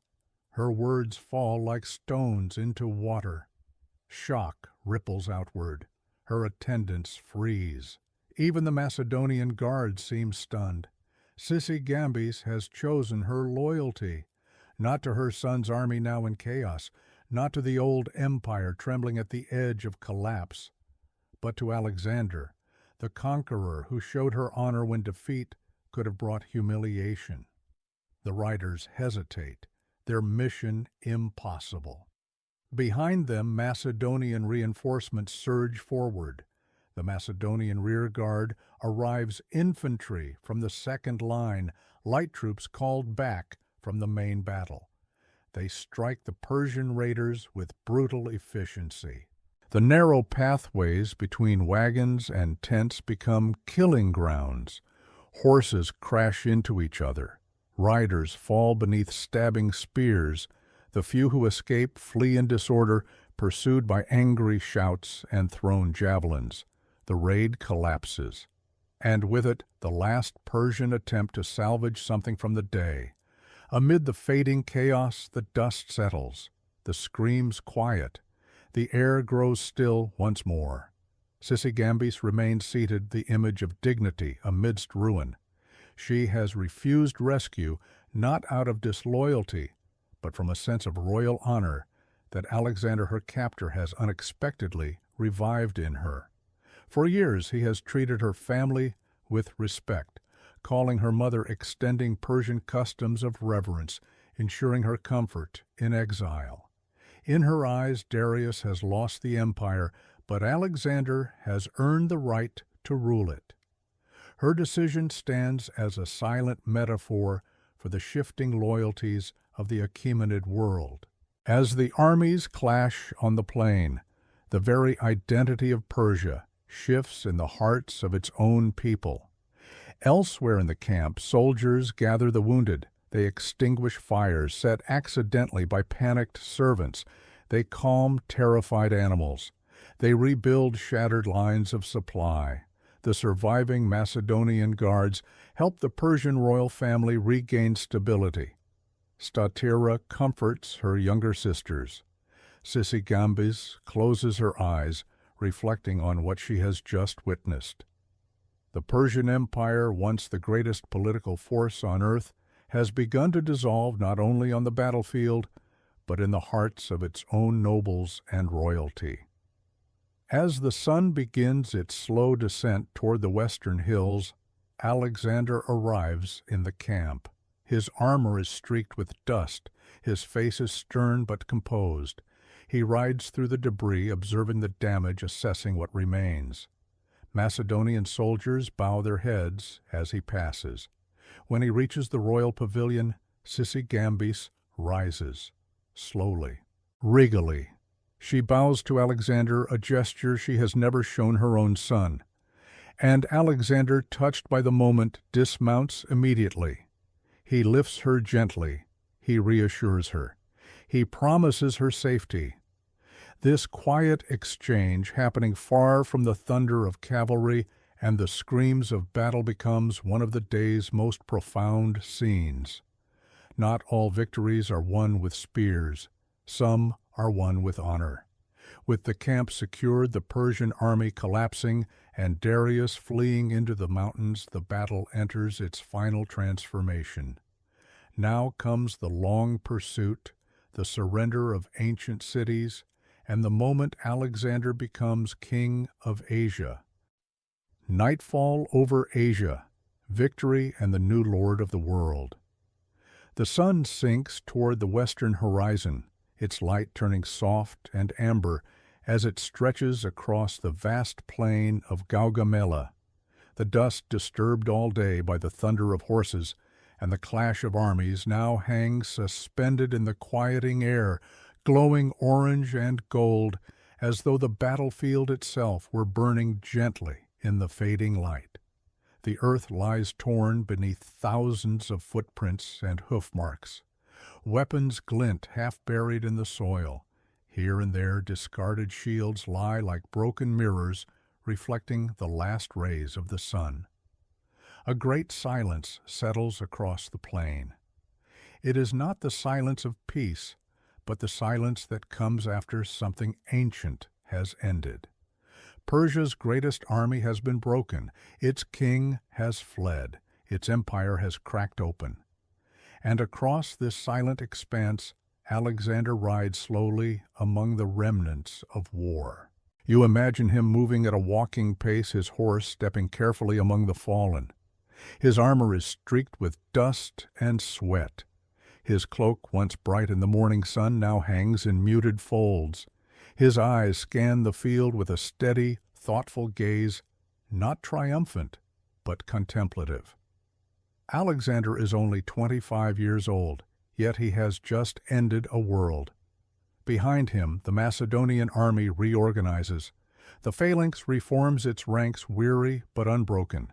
The companion cavalry gathers around their king, many with injuries but spirits burning bright. Officers walk among the wounded, offering water, comforting words, or a final touch to those fading from life. Even the camp followers, trembling after the Persian raid, emerge slowly from their hiding places.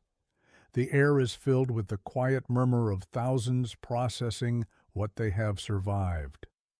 The Battle of Gaugamela is over, but the consequences have only begun.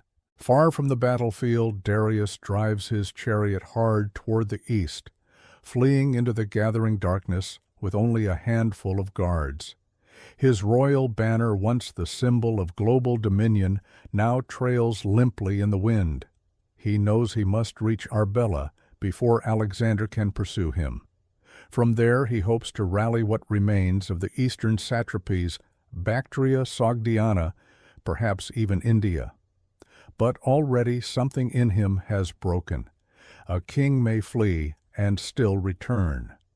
But a king who flees from the field where his empire is decided, that king has lost something deeper than land. He has lost the faith of his world.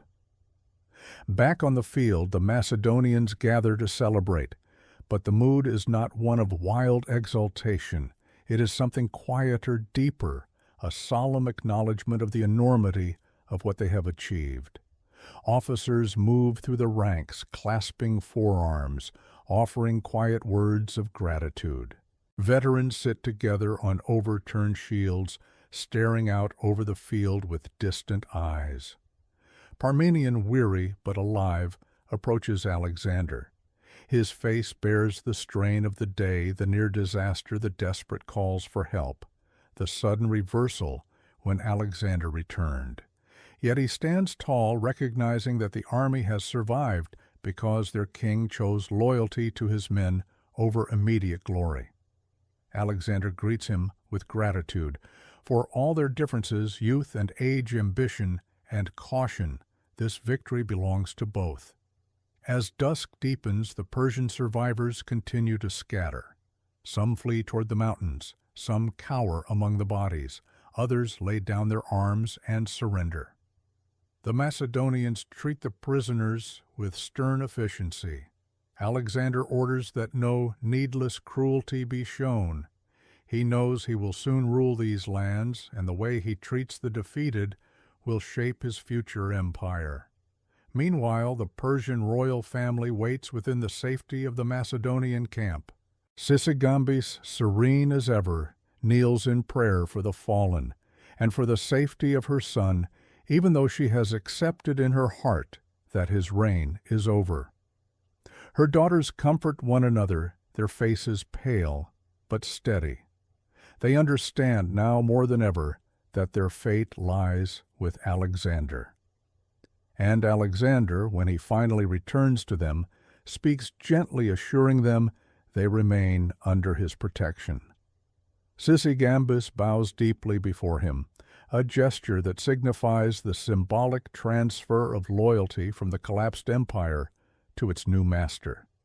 Night falls fully. The stars emerge cold and distant above a world changed beyond recognition. Torches flicker across the plain as the Macedonians gather the wounded and search for their comrades. Fires dot the landscape like constellations fallen to earth. The murmurs of the soldiers blend with the soft night wind sweeping across the open ground. Horses graze quietly. The danger is gone, but the weight of history remains.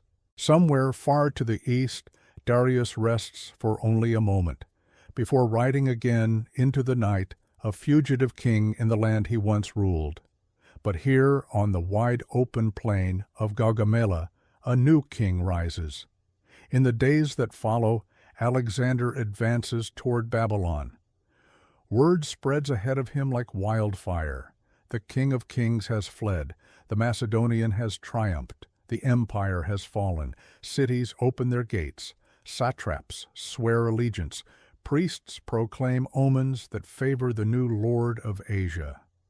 Babylon, ancient, immense, glorious, surrenders without a fight. As Alexander enters, the people line the streets with torches and flowers. The air shimmers with incense. The towering walls and hanging gardens seem to welcome him. In the palace once reserved for Darius and his ancestors, Alexander sits upon the throne of Asia, not as a destroyer, but as a successor. He orders the restoration of shrines. He rewards loyal satraps. He adopts elements of Persian dress and ceremony. He positions himself not as a conqueror of the East, but as the new guardian of its ancient traditions. Gaugamela has given him more than victory.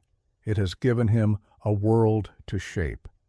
In the grand span of history, the Battle of Gaugamela becomes a turning point, the moment when an empire 5 centuries old yielded to a new horizon, the moment when the ancient East met the restless fire of the West, the moment when a young king's ambition carried him beyond the limits of his world. But on the night after the battle, none of this is certain yet. Alexander stands alone beneath the stars, breathing the cool night air, listening to the quiet murmurs of his tired army. His thoughts drift toward the future, toward Bactria, Sogdiana, India, and the edges of the earth, toward cities yet to be founded, toward cultures yet to mingle, toward empires yet to rise from the dust of this battlefield. He is now the Lord of Asia, but his journey is far from over. For tonight, however, he allows himself a single moment of stillness. The wind moves gently across the plain. The fires burn low. The stars glimmer with ancient silent wisdom. And Alexander, son of Philip, heir of Achilles, conqueror of Persia, stands upon the soil of Gaugamela as the old world fades into darkness and a new world begins to dawn.